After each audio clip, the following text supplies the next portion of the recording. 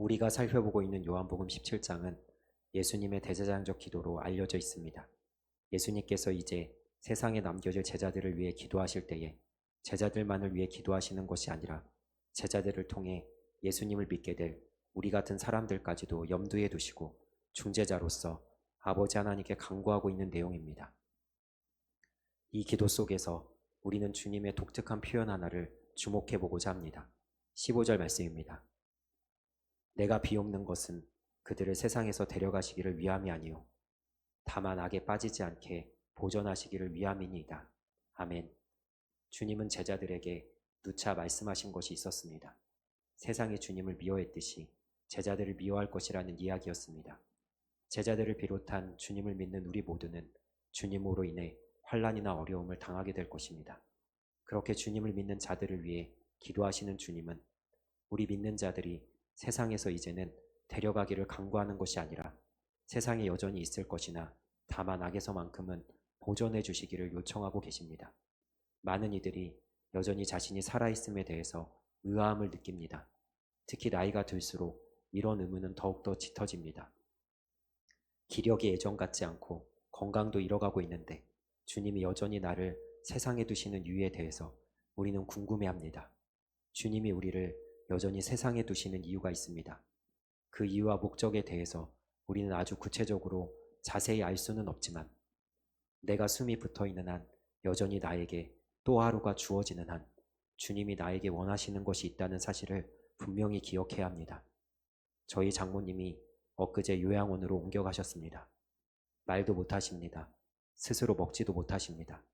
딸도 알아보지 못하시는 것 같습니다. 의식도 온전치 못하고 몸도 제대로 가누지 못한 채 그렇게 누워만 계십니다. 그래도 우리 가족은 믿고 있습니다. 우리 어머님이 살아계시는 한 어머님을 향한 그리고 그 어머님을 통해서 보여주시고자 하시는 우리 가족을 향한 하나님의 뜻이 분명히 있을 것임을. 그래서 기도합니다.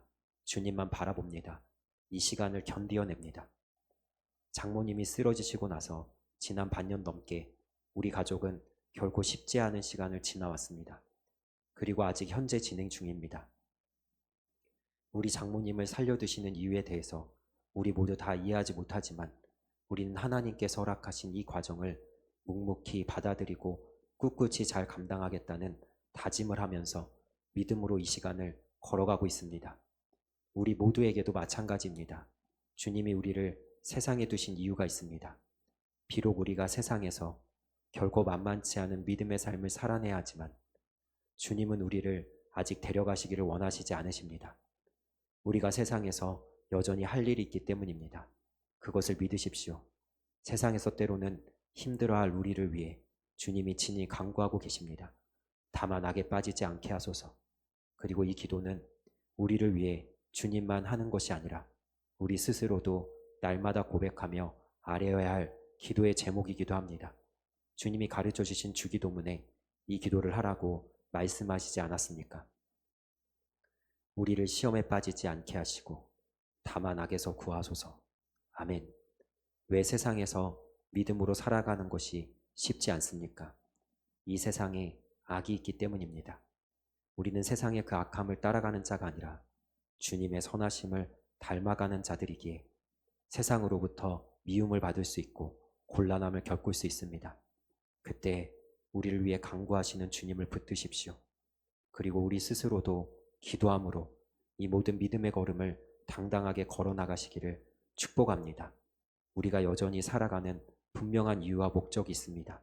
그 어떤 것도 핑계대지 말고 오늘 어떤 이유에서건 내게 하루가 주어졌으니 이 한날을 주님 붙잡고 의지하면서 담대하게 승리하는 우리 모두가 되기를 주님의 이름으로 축복하며 축원합니다. 오늘 하루도 승리하세요.